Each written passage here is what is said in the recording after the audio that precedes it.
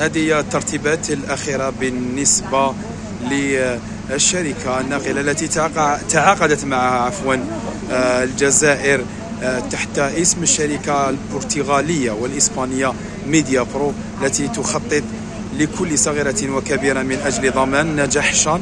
علما أن الشركة الناقلة لدورة الشان ميديا برو التي تعاقدت معها الجزائر كانت قد نظمت ونقلت كل صغيرة وكبيرة في ألعاب البحر الأبيض المتوسط بمدينة الباهيوران، والتي سارت في أحسن الظروف وفي أحسن صورة ممكنة. طبعا هذه الأجواء أو هذه كواليس حصرية تشاهدونها بعدسة دزاير تيوب.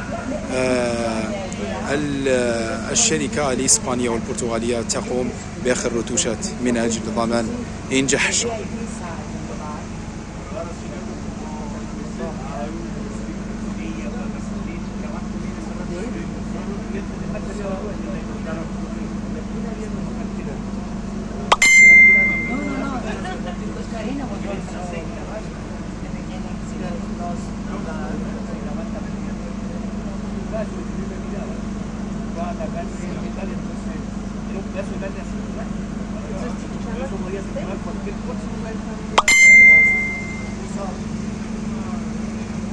Imagine that